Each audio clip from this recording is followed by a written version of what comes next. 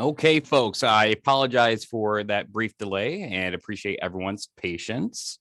We are going to go ahead and get started. I'm sure folks are going to continue to hop on here as we move along. Great to see everyone active in the chat. Our presenters will talk about that more, but the chat's going to be an important part of this presentation. For folks who do not know who I am, my name is Jonah Reardon. I work in the Alumni Engagement Office here at SUNY Cortland, and it is my pleasure to be able to introduce our presenters for today of understanding pronouns, best practices for inclusive communication. They are Casey Hickey, Dr. Aaron Morris, and Dr. Elizabeth McCarthy, who I'll have each of them at their own time. I'm sure they'll introduce themselves. I do apologize. I forgot one thing when I was introducing myself. My pronouns are he, him, his. Then that is how I identify, and that's what the conversation is going to be targeted or geared towards this afternoon. Real quick, as we like to start all of our events, I do want to let everyone know that SUNY Cortland Alumni Association takes pride in creating among our Cortland family an inclusive environment for alumni, students, faculty, staff, and all other campus community members. Any demonstration of bias, racism, derogatory remarks, or any other action that individually or systemically harm others have no place in our university community and is not tolerated. By attending or participating in this event, you acknowledge that you will act in a respectful manner. Failure to do so will not be tolerated, and you may be asked to leave this event. This presentation is being recorded as well. So if you have to step off at any point or have a alumni friend or colleague who would benefit from this, we'll be posting this on our website as well for folks to be able to reference back to. So without further ado, so you can stop hearing me talk, I'll turn it over to our presenters, Casey, Aaron, and Elizabeth. Welcome, y'all. Thanks for joining us today. As Jonah so nicely introduced us, we're going to be talking about best practices for inclusive communication. We'll start with a little bit of an overview of why inclusive communication is important, move into kind of the pronoun piece, and then talk about how we talk about the body and things like that. And then some resources that our campus is actively working on to make our campus more inclusive, and then we'll move into a question time. Although feel free to put your questions in the chat at any time. If we catch it and it fits in, we'll answer as we go. Otherwise, we'll kind of keep track and answer at the end for sure. But to kind of give some brief introductions, as Jonah said, I'm Aaron Morris. I'm an associate professor in the sport management department. I'm also the co-chair of our sexual orientation, gender identity and expression committee on campus. And I'll let Casey, and I use she, her pronouns, and I'll let Casey and Elizabeth introduce themselves. Thanks, Aaron. My name is Casey Hickey. I work in the marketing office. My pronouns are he, him, and I'm the other co-chair for the SOGI committee. Elizabeth. Hello all, my name is Elizabeth McCarthy. My pronouns are she, her, hers, and I'm an assistant professor in the biology department and a member of SOGI. Okay, so to get started, we're first going to talk about what culturally inclusive communication is very briefly. So what is culturally inclusive communication? It's an approach to communication which enables as many people as possible to be included in that interaction, regardless of how that individual identifies. It allows us to create a culture of inclusion and a way of exchanging information in a manner that allows everyone, no matter their background, to feel like they belong. It's really easy to both include with our language, but also exclude, often incidentally, with the language we use. And so a lot of what we're going to talk about today are small changes that we can make to be more inclusive in our everyday language, some of which you may already be doing, some of which are just small tweaks that with practice just make it so that we're more inclusive without even really having to try to be more inclusive. So why is this important? So communication does a lot for us, and culturally inclusive communication allows us to create a sense of belonging. It acknowledges diversity. It respects all people. It can promote equity and inclusion, And most importantly, it's effective. By tweaking our language ever so slightly to be inclusive by nature, makes it so that other people feel like they belong more and that we care about them and are trying to include them and work with them. So how do we achieve inclusive communication? First, we have to confront our own biases. We all have them. We all need to work on them, and acknowledging that they exist allow us to improve. And then we need to apply inclusive language principles. So apply these principles that will allow us to be more inclusive, create that sense of belonging. We're going to talk about some of those or some facets of those today. And then we want to remind everybody that language is fluid. What we're talking about today as best practices are best practices today. Those change, those develop over time. Even what was considered inclusive language 10 years ago, some of those words aren't considered as inclusive anymore. So we want to make sure that we're open to changes in language and kind of keeping up with things as they do change. So with that, we're going to switch gears into our segment on respecting pronouns. And I think because I deleted the slide, this one's still on me, isn't it? Oh, this was the slide that I tried to delete. Okay. Why we're here. So I will say the pronoun training, we actually, Casey and I, along with other members of SOGI, I think Elizabeth was part of some of the meetings, last summer developed this 20-minute quick respecting pronouns training. This came out of gendered microaggressions and harassment based on gender identity that our students were experiencing on campus. Some of our students in the Pride Club came to Casey actually as their advisor at the time with these experiences and how much they were really impacting their experiences as SUNY Cortland students. It was making them very unhappy. They were ready to, do whatever needed to happen to make that change.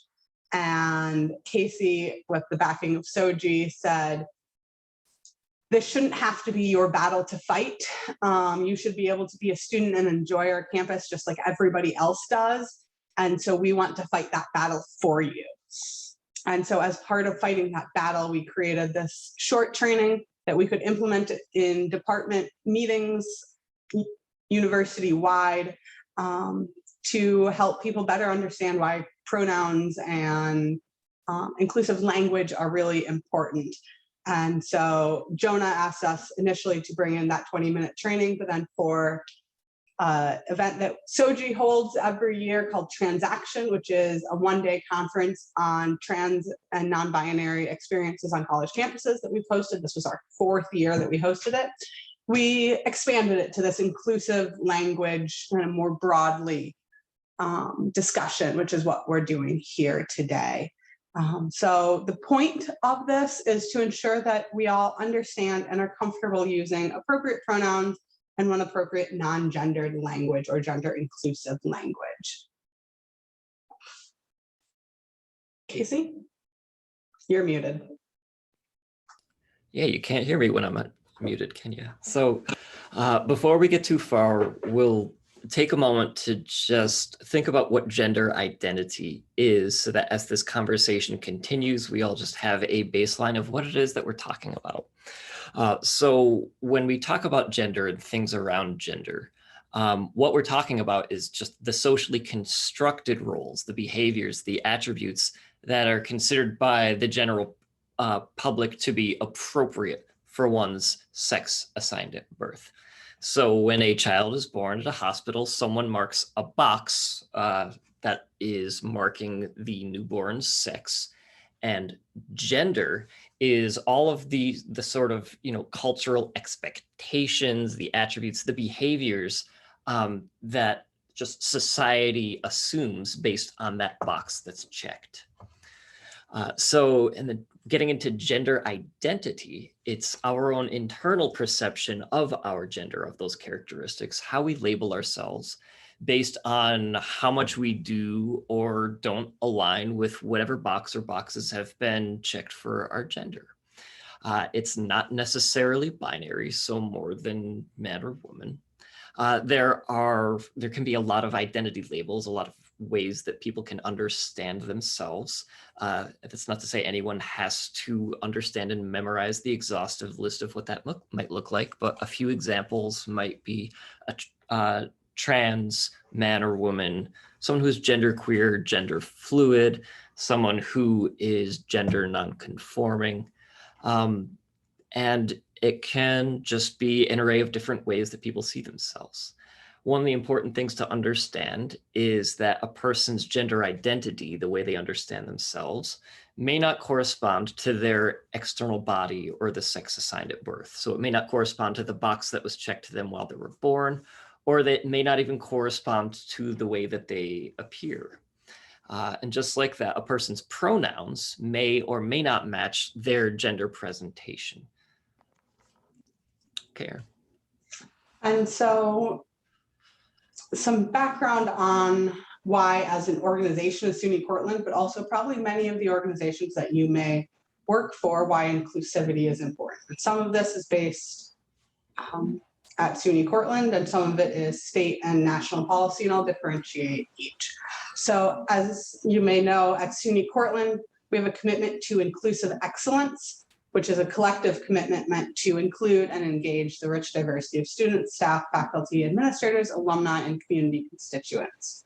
And if you go further into our mission and vision of the university, we have the inclusive excellence framework, which includes climate and human relations, as well as recognition and accountability, and really highlights the importance of viewing people as they are and embracing them as they are and want to be seen.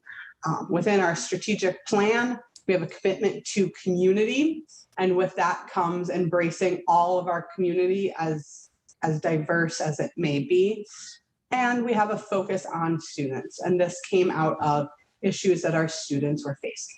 However, if we take it more broadly, if you work in New York State, or if you even live in New York State, we have the gender law, which is that gender identity and expression is a protected class in New York State, just as race, sex, religion, national origin, disability are protected classes. New York State makes gender identity and expression a protected class, which means you can't be discriminated on the basis of either how you identify or how you express that identity. Nationally, Title IX and Title VII, which are the sex discrimination laws, Title VII being in employment, Title IX being education, those are currently being interpreted to include gender identity and expression. So current court policies have shown that, or court decisions have said that if you're discriminating on the basis of gender identity, at the end of the day, you're discriminating on the basis of sex and what is expected of sex. Cortland campus also has a non-discrimination and non-harassment policy. Lisa, that's a great question. So in the chat, Lisa asked what type of issues our students are facing. We had students who were being called intentionally the wrong pronouns, or were having comments made at them about what they are, who they are. So people that knew very well that they used a different pronoun or a different name, and that was being challenged or not being respected. And on a one-off misuse of pronouns, that's one thing, but this, when it happens daily, it gets to you after a while. So they were facing a lot of microaggressions on our campus around their identity, around the names they used, around the pronouns, and even just their expression, you know, why do you look like that? Things like that. And if I can add to that, Erin, some of that, it doesn't even necessarily come down to people that are being intentionally misgendered. There can even be things like, you know, maybe a professor or something systematic where someone's not intentionally being misgendered or misidentified, but because that behavior isn't something that's being mindfully worked on and corrected, it'll just keep happening, and the attrition of that becomes very heavy. And then once that's going on, and then one of those students then is, you know, more intentionally harassed or more intentionally becomes a target, then it's not just an isolated incident, it's a huge trend of something they deal with every day, and it adds up. All right. So Aaron, did we get through all of that first slide? Okay. So we're also talking about pronouns, which are just a linguistic tool that we use to refer to people in place of their names. Because if you just use a person's name in a sentence over and over, it starts to get really weird. That's the English language, and that's most languages. So the pronouns you'll hear every day are he, him, she, her, or even they, them. And those pronouns can be an important integral part of a person's identity. And that's one of the reasons that this is really important, that it's not just words that we're using. It's really about the way people see themselves and identify. It's also important to know that, there are pronouns that people may choose to use that are beyond he, him, she, her, they, their. And again, it's another list that we all don't need to memorize or be familiar with every one. But we do need to understand if someone says, hey, my name is, or please use these pronouns for me, that, oh, those aren't real pronouns. I'm not going to call you that. No, that's if a person chooses to say, hey, this is the way I identify, there's no reason why we shouldn't respect that. And in addition to that, pronouns and gender identity are often related. So my gender identity, we showed up is male. I identify as a man, and the pronouns I use are he and him. But we don't want to assume someone's pronouns based on their gender presentation alone before someone identifies that way. It's not an easy mindset to get out of, because we're humans and our brains do the mental gymnastics of, as soon as I see a person, my brain, just whether I'm trying to or not, will figure out a gender identity for that person. And it's a very conscious, active thing to catch ourselves doing that and recognize that just because we're pretty good at this doesn't mean we're always right. And that especially means that we just don't want to roll with what we believe is true. So we want to look for opportunities to help us understand the people around us so that we're not making assumptions about them. So now that we've learned what pronouns are and why they're important, we wanted to talk a little bit about how our language can be tweaked slightly to be more inclusive. And I want to start off by saying all of this takes practice. None of us are perfect at this on the first time.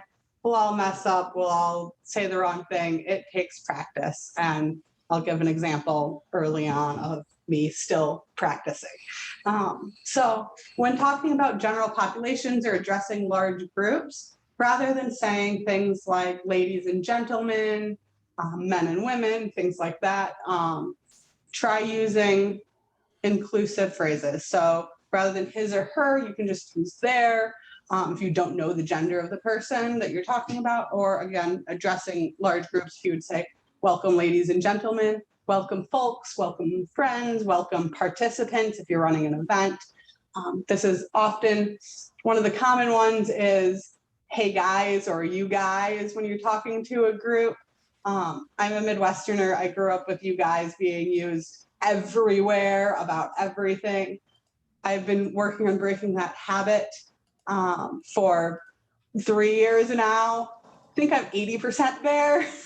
I still say you guys 20% of the time, but you'll notice when I started this talk, I said, hey y'all, or welcome y'all. Y'all is a wonderfully all-inclusive term, but kind of whatever term works for you that doesn't apply a gender or assume a gender works great. Folks, friends, Elizabeth kindly put in the chat, hello lovely people is her address of choice. That just starts off the bat with including everybody.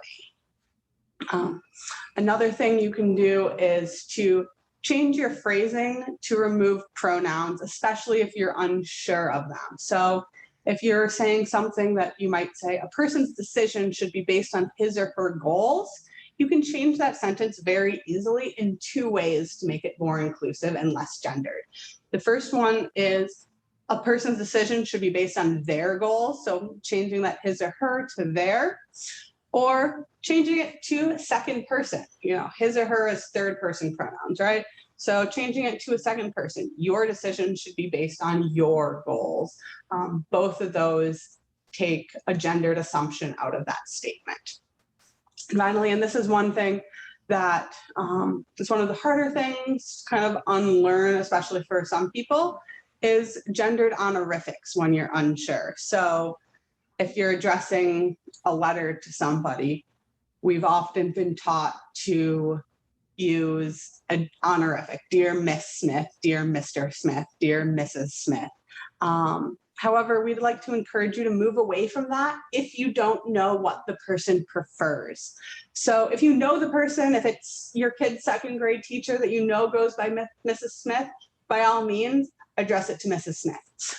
However, if you don't know what that person uses or prefers, what we'd like to encourage you to do is just use first name, last name, dear Aaron Morris. That way you're not misgendering them, or as is the case with the female gendered honorifics, they carry more than just gender to them, right? They carry marital status with them. Miss, Mrs., and Ms. all have different connotations that are very fraught and weird to figure out and weird to assign to people that you don't know, right? Mr. is nice, and at least it is just one for people that identify as male. But female gendered honorifics cause more issues. And so moving away from that until you know how they are preferred. What we've been able to say in a lot of hours is, at least in universities, there's a lot of opportunity to use gender inclusive honorifics like doctor and professor, but outside of the university setting, those ungendered honorifics are fewer and further between. So we say just drop the honorifics. All right. So, Erin just covered a few things that we want to be careful about. But in addition to being sort of careful about the things we don't say, we can also be mindful of the things we do say and be a little bit proactive with the way we approach language. A simple way to do that is just like we did today. We included pronouns in our introductions, and that doesn't have to be done just in a conversation about pronouns. This could be a board meeting where we start the meeting including pronouns. It's just sort of setting the tone for inclusion and making sure that we're making an effort to understand each other. For those of us, including Erin and I, that recognize we're not going to get this stuff right all of the time, it can be really helpful to find a partner to practice using inclusive language, practice using pronouns, so that we can just get a feel for what it's like to think mindfully and actively about the way we're referring to each other, do a little bit of role playing. That's a really good space to make mistakes. Sort of like I said before, when we're talking about those microaggressions, if we use the wrong pronouns on someone, if we misgender someone, it's not the biggest offense a person will ever experience in their life, but it is something that will happen to a person quite often. So if we can avoid adding to that, great. And we also want to do what we can to get to know our colleagues, our coworkers, our students, including their pronouns. In classes, we want to provide a space for our students so that they can share it individually, like a form of survey. We don't want to call someone out in the middle of a group and say, hey, what pronouns do you use? We don't want to put someone on the spot for that. And I think that's almost a common theme for what we're all working on here. In an awful metaphor I can think of is, I can imagine like one day if I ever said to, like at dinner planning, if I ever said to my mother, oh no, I really don't prefer tuna. And then every day someone says, hey, let's go out to dinner. And she says, oh no, Casey doesn't like tuna. We can't go to a seafood restaurant. That's not being inclusive. That's putting someone on a spot. And we want to sort of do the same with our language. We want to be inclusive, but we don't want to put people on the spot and make people talk about something or share something if that's not the right place for them to do that. So if you want to know someone's pronouns or how they identify, that's great. You can do it directly. You don't have to beat around the bush and try to figure out what their pronouns are behind their back. You can just say, hey, how would you like to be addressed? Or what pronouns do you use? That's fine. And if you make a mistake, apologize, correct yourself now in the future, and move on. You don't need to make a big deal of it. In fact, if you do make a big deal of it, you're just putting more of a spotlight on that, and you're making something bigger. And that person most of the time would rather have you just say, oh, yeah, I'm sorry, and then move on. And make a note to yourself about that mistake. And that's a really good reminder to work on it and get it right. I would just like to echo that it takes practice. And especially with that, what Casey mentioned earlier about finding a partner to practice, that's really key, especially if, say, somebody you know uses a new name or a new set of pronouns that you're not used to. People around you can be great practice people, practice partners. So for instance, if, say, your grandchild comes out as non-binary and uses they, them, and you're really struggling with that pronoun because you're not used to it, using a spouse or a friend and say, like, and just practicing, you know, Elizabeth, that I'm going to use you, Elizabeth. You know, if I'm talking to my partner about Elizabeth and I just always go, Elizabeth, they did this, they did that. And if I mess up and if I say Elizabeth, she, my partner will just quickly be like, they. Anytime I mess up, they'll just interrupt me with the proper pronoun. And that's a really good way of just practicing and getting it in your brain. So if you meet somebody that you're struggling with, talk about them with somebody that you're close to that's not them, so they don't hear you mess up. And hopefully then when you're in the room with them, it comes off your tongue a lot easier. And so that, oh, go ahead, Casey. That's okay. So finally, I was going to say, yeah, being mindful of things like that, being aware of them can be the biggest step in working on it. It doesn't even have to be when you're actively speaking. It can be when you're walking down the street, on an airplane, at the supermarket. And notice that as you see complete strangers that you knew nothing about, that we take one look at a person and our brain thinks it figures out their gender identity and their pronouns and everything else without us even knowing their name. We can't stop it. But being aware that that's happening is a really mindful thing. So now we're going to switch gears a little bit, and I'm going to toss this over to Elizabeth. And I'm just going to follow up with one more idea. When you're practicing with folks, being not only willing to be held accountable by your person who you're practicing with, or anybody who knows the folks that you're talking about, you know, that's really important, to be open to being held accountable, but also to hold other folks accountable too, right? Because we're all doing this, we're all practicing, and we all want to be our best, and sometimes we all need that little nudge. So addressing people and helping them realize that they've made some mistakes when it's appropriate, especially when the folks that they're talking about aren't in the room, is also really useful to help everybody be accountable for using the right pronouns. Okay. So this part of the presentation is about how we talk about bodies, because some parts of our bodies have been are associated with sex, and therefore have been associated with gender, probably in how you were taught about them, and also how we as a society tend to view them. And so thinking about how we can be more inclusive about those parts of our bodies so that we can make sure that we are being open and providing good experiences and environments for our trans folks, gender non-conforming folks, non-binary folks, etc. Okay. Next slide, please, Erin. Thanks. So sex and gender are different, right? Sex is about the aspects of your body that you were born with, and gender is about how you view yourself and your identity and your expression. So when we're talking about sex, there are also many different ways that we can actually talk about it, and several different things that go into that definition of sex. So we can have sex chromosomes. So what chromosomes do you have? Do you have XX chromosomes? Do you have XY chromosomes? We'll talk about this in a second, but maybe you have something different than that. That's going to go into our sex. We have our gonadal sex. Do you have testes or do you have ovaries? Your genital sex. Do you have a penis? Do you have a vagina? Hormonal sex. So do you have mostly testosterone or mostly estrogen? And then the secondary sex characteristics that come with puberty. And so just acknowledging that sex is complex and we are going to find that most folks have certain categories of each of these things that are kind of put together, but occasionally we're going to have differences than what we might expect. So next slide, please, Erin. Thanks. So like I just said, we tend to have alignments of these different aspects of our sex in two extremes. So one extreme, people have XX chromosomes, ovaries, a vulva and a vagina, produce estrogen, and then will grow breasts at puberty.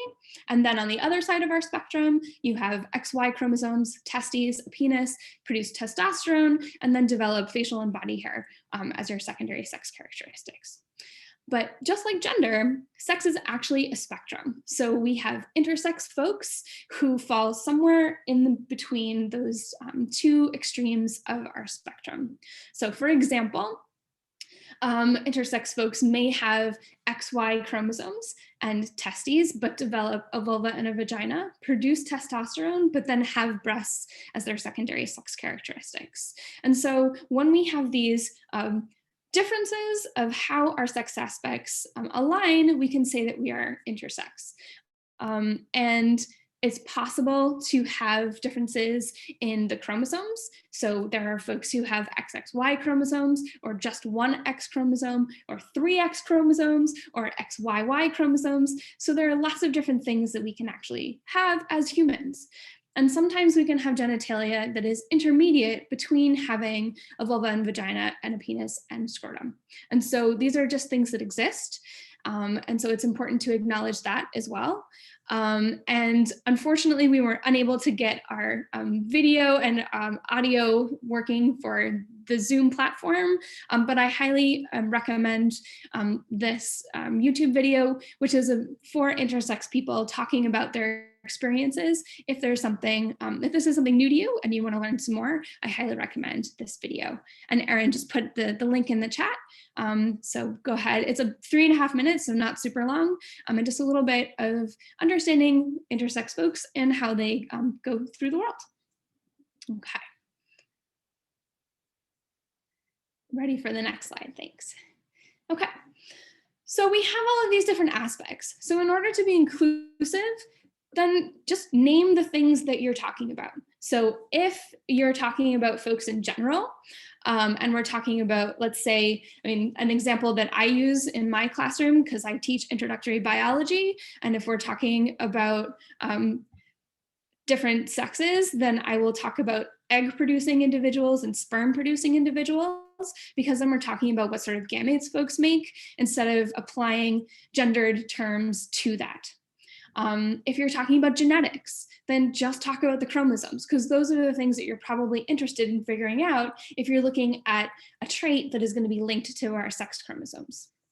If we're talking about anatomy, then use the anatomical terms. So just say penis or vulva, because instead of adding gendered pronoun, or not pronouns, excuse me, gendered language to those aspects, we know that there are people who identify as men who have penises and people who identify as women who have penises. And so trying to put gendered language onto those anatomical terms isn't necessary. So we can just talk about people who have penises, for example, or people who menstruate, people who are pregnant, people who have given birth, depending on the types of things that you want to be talking about. Another thing to think about, so we talked about how we have this spectrum of sex, and most folks are at either end of the spectrum, but a way to talk about the folks that fall in between, instead of talking about normal, talk about typical. So we see that most folks are there, and so that's how humans typically are, but we do see differences, and that's okay. And we want to make sure that we are being inclusive of intersex folks. So talking about it as typical instead of normal is a good way to do that. Okay. And just to think about it, I talked about this a little bit in the last slide, but what do words mean? So we have gendered words, man, woman, male, female, these are gendered words. And so if we're using those even to put two body parts, even if you're thinking about them not as gendered, they still are. And so if we avoid these types of words when we're describing sex aspects, then we can make sure that we're being inclusive to our trans folks, non-binary folks, gender non-conforming folks, and intersex folks, so that we can actually make sure that we're being inclusive of everyone. Okay. So just a few, I'm not going to go through all of these, but just some examples. So instead of saying things like the woman's vagina, you can just say the vagina if that's what you're talking about. You don't have to assign a gender to it. If you're talking about someone's boyfriend or girlfriend, maybe you don't need to assign any sort of gender there. You can just say partner or significant other. And so that's just a few examples. Erin, do you want to give us the rest? And so this is kind of more thinking about often in a doctor's type setting. And I actually just went to get a physical, and I was very excited that on the form that I had to fill out, there were, different things for different folks. And instead of having gender terms, they just said, if you have testes or if you have a vagina, answer these questions. And so that was a really great way to be inclusive, because you're getting the information that you need without assigning gender to it. Okay. Did I miss any questions that I should be thinking about? I was in my zone. No, okay. You're good. All right. So I want to quickly cover some of the resources we've developed on campus to be more inclusive, primarily to our students, but also some of them help faculty, staff, and some of them are actually inclusive of our alumni as well. So the marketing office created the email signature creator, which you can put in your information and it pumps out a signature for your email, but that includes pronouns in it now and a link to why pronouns are important. So if you use that, and it'll show you pronouns with the link under it, and somebody's like, why does Erin have pronouns in her email signature? It'll take them to a link that explains why I do.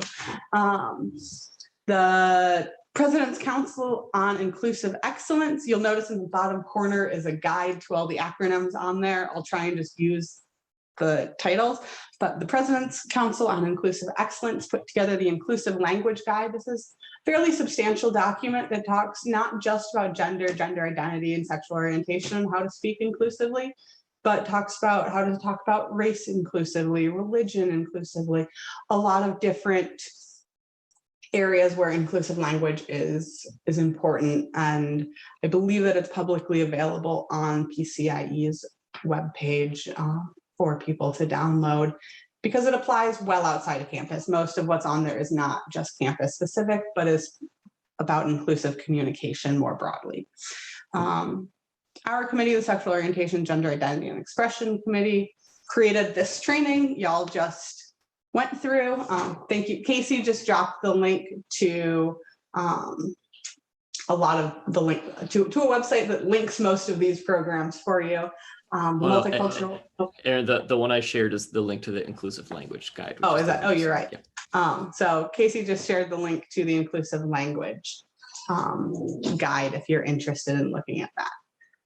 The Multicultural Life and Diversity Office runs Safe Zone workshops to do more training deeper training on LGBTQ issues specifically. That is actually open to our alumni as well as our students and faculty and staff.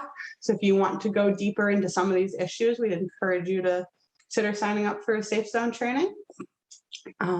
Student Registration and Record Services has updated their ability to change student personal information. So name changes, if a student is transitioning, wants to change their name, they can do that as well. And I see we have a couple questions about they as a singular, which I'll talk about in a minute. And so SRRS has worked really closely with SOGI actually to streamline the process of name changes, and they're currently working on integrating pronouns into our what's called banner system, which will allow faculty and staff to see, or faculty to see pronouns on our rosters hopefully soon, so that we don't have to play a guessing game with students or ask them individually. While we still probably will, it will kind of give us a nice step in the right direction. The Institutional Equity and Inclusion Office has their bias incident reporting, which goes through IEI, Title IX, student conduct, that allows students to report incidents of bias, which can include bias based on gender identity and expression. And then Transcript name change. This is what might apply to all of y'all. If you or another alumni that you know has changed your name and you would like that to show up on your official diploma or official transcript, there is a process to request that now. We do have several of these things linked here, which when Jonah puts that up online, you'll be able to pause and access very easily. SOGI's website, which is Cortland, Casey, correct me if I'm wrong, cortland.edu/SOGI, has a link to most of these things as well. So that would be a good kind of landing site for y'all. And so that is our presentation. We'll switch into, I'll stop sharing my screen and switch into questions, which I think let's start with the questions on pronouns. So originally, and I'll go back to Casey did a nice job of answering this in the chat, but I think it warrants verbal discussion as well as others might have similar questions. Meg asked about using they, them, as it's difficult because they're often thought of as plural pronouns and making it hard when it's referring to one person. Is there a greater movement towards they, fair, ze, them, ze, zir? And then Joseph added, what about writing for publication? Seems to me that few editors will accept plural pronouns that do not agree with the singular antecedent. One thing that I will, or a couple things that I'll note, as Casey put in the chat, they, them has been widely accepted at this point as a singular. Merriam-Webster added it in 2019. But the AP actually does consider it an acceptable singular pronoun. So most publications will now, or most at least popular press publications, will accept they, them as a singular pronoun to match a singular antecedent noun. So that in terms of publication, there is less and less issue with it. This is one of those things where we say language advances, language changes. A decade ago, when I was in my master's program, I jokingly mentioned to my advisor that I was going to use they, them throughout my thesis. And my advisor told me no way in hell I was going to do that. Now I could do that. Now I probably would do that. And so it's pretty accessible now to use that for publication.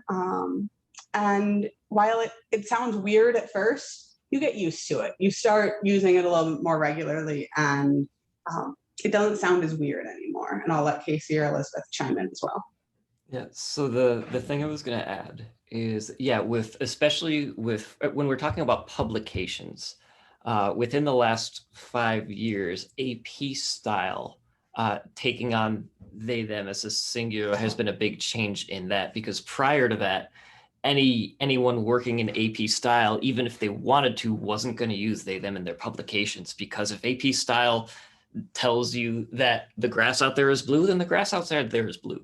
But at this point, for moments like that, where we might get to a sentence where it feels like we need to have like a his or her in a statement, step one is, can this sentence be rewritten in a way that doesn't even need to be have those kind of pronouns in it that makes it a stronger sentence?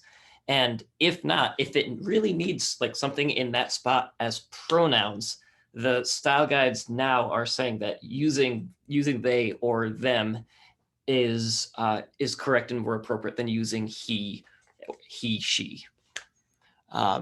So that's one of the reasons that we may not see that all over the place, is because they, them at this point, even though it's completely accepted, is sort of like, okay, if there's not a better way to write it that way. But look for a better way to write it, because a lot of the time that happens. But again, when we're talking like this impromptu, I don't always have the energy for mental gymnastics to say, how do I form this sentence? And so that can be one of the more informal times where I just be mindful of the kind of language I'm using and not try to do the math on the best way to write it. But yeah, if I'm writing a publication, that is what I'm going to do when I get to that moment, is what's the best way I can write this sentence? Does it need those pronouns? If yes, go with the generic they, them. So that's what I was going to share. Thank you, Casey. And so we got a question. I work in HR for a not-for-profit, and we ask for sex and gender for all our employees. It's important for us to know sex for reporting and funding. Is it inclusive to ask for both? My gut reaction, maybe Elizabeth can chime in on this as well. My gut reaction is yes, because sex assigned at birth, and I would probably change it on your form to sex assigned at birth. If that's important for you for reporting, you need that, but that might not match what everybody wants to be seen as. And so asking for gender identity would allow you to only then use that sex assigned at birth information from your reporting and otherwise view the person through their self-identified gender. I agree completely, Erin. If that sex assigned at birth is something that you have to have, but acknowledging that that gender isn't always going to be the same, then that's a good way to do both of those things. And I agree with what Erin said, is putting in that sex assigned at birth. And then Meg asked, how is this important information being included in teaching for student teachers' awareness and use when they go to their teaching sites? In a couple of ways. One is, while we haven't been able to integrate this training into classrooms yet, we're doing this all on volunteer service hours of our own time. At this point, we've conducted the pronoun training to about 250 faculty and staff members university-wide. So we've trained a lot of our faculty in the importance of training, or in the importance of pronouns, and we're hoping that gets carried into their own teaching in their own classrooms. Additionally, at Transaction this year, which happened a little over a month ago, this year's Transaction was actually very focused on our pre-service teachers across the disciplines. And so we hope that many students would have tuned in. This was our first session of the day, but also several of our other sessions did talk about these type of topics as well. So hopefully many of our pre-service teachers were able to hear some of this in that. And we do long-term want to be more. And another thing that we're actually doing that's separate from this training, but we're actually working, I think Casey and I are working with the, I'm forgetting the name of it, but the group that kind of organizes the pre-service teachers, and they have a kind of dress code sheet and information you need to know sheet for anybody before they go into their first field placement. And that form had been previously very gendered. And so we're actually working with them on ungendering that form. So for instance, it talked about dress code for men and dress code for women. And so men, it was, shirt and tie or shirt and slacks. And for women, it was, shirt and blouse or dress and skirt, when really gender has very little to do with our clothing. So we encourage them to change that information more towards, anybody should feel, if you are comfortable in shirt and slacks, that is appropriate. If a dress is what you wear, this is the type of dress you should be wearing. These are the type of, these are appropriate skirts type of thing. And so taking the gender out and just talking about clothing on human beings. So we're working with some of the organizations on campus that do directly work with pre-service teachers as well. And that actually brings us to sort of the next step, which is even more challenging, in that a lot of the places students, especially our student teachers, end up with their field experience, the place they end up might not necessarily be as proactive or inclusive with the way they're working with our students than SUNY Cortland is. One of our favorite, or maybe least favorite, stories is we had a SUNY Cortland student who neither identified as Mr. or Ms., and the school they were placed in was requiring them to designate one of those. And they eventually worked out that they would be called coach and then their name, despite the fact that they weren't a coach at all, because the school was telling them they had to take an honorific. But the student says, no, I'm not Mr. I'm not. Okay, coach. At least that doesn't feel wrong to me. I'll be coach. So a big future step would be making stronger connections with our field placement locations so that they're on the same page with us. Does anybody else have questions for us?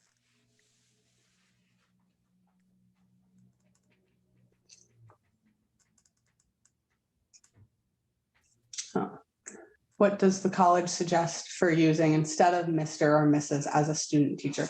A lot of that depends on the student. So there are some non-binary individuals who have started using mix, which is MX, as a non-gendered honorific. So a student could use mix. Some students really don't even, thank you, Elizabeth. Elizabeth put the spelling of that in the chat for y'all. Some students don't feel the need for honorifics as well, or don't feel comfortable with honorifics. So like the student who ended up being called coach, they're like, the students can call me by my first name. Like, I don't care, just please don't have them call me Mr. or Ms. And so mix is becoming more popular. It's pretty new in the last few years, but that's becoming a more popular non-gendered honorific. But kind of working with the students to see what they're comfortable with, because again, mix might not fit with all the students as well either. So working with the student, working with the school to figure out what is something that works for all included. Yeah, and I think a way to turn that conversation on its, turn that question on its head. So what does the college suggest instead of using Mr. or Mrs. as a student teacher? What does the student teacher want? And then do we need to have a critical discussion about how what that student teacher wants affects the level of respect that the classroom students are meant to have for that student teacher? And then how do we have a critical conversation about that? If they say, oh, well, I want to be called Casey instead of Mr. Hickey when I'm student teaching. And how and why does that affect our classroom environment? Because I can understand that the schools are saying, no, we want that because we're trying to teach these children respect. So how do we do that? Yeah, and that's so that's not for SUNY Cortland to prescribe you will use MX or it's okay. How do we do this the best we can? So having that conversation and it being a truly open two-way communication where maybe the student needs to think a little bit about that, what the school is trying to teach with that, but also the school being willing to listen to what the student is comfortable with. And at the end of the day, there might be there's some individuals that say don't identify with pronouns at all. They only go by their first name. And so with that, there might be times where schools have to kind of make adjustments that might not fit their entire school culture, but if it's a two-way street and listen, usually something can be agreed upon, and hopefully something that's better than coach for somebody that's both not a coach and they weren't even a PE teacher.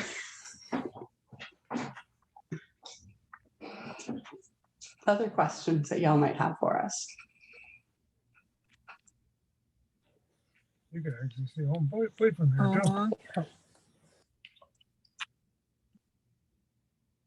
too. If y'all don't have any other questions, thank you very much for being such attentive listeners and asking such great questions today. And I'll throw it back to Jonah. Thank you, Aaron. On behalf of everyone, Aaron, Casey, Elizabeth, thank you so much for agreeing to present to our alumni base today. Everyone on the call, thank you so much for joining us. I know a lot of people were in and out too. As I said, this has been recorded, and we will be sure to include that on our website. So if you wanted to refer this to anyone or review it yourself, feel free to do so. Elizabeth actually put her email right in the chat. Aaron, Casey, and Elizabeth are all connected online through our Cortland.edu directory. So Aaron's putting hers in right there too. So I'm sure they'll all be more than receptive to answer any questions. And we're happy through the alumni office to field any questions as well.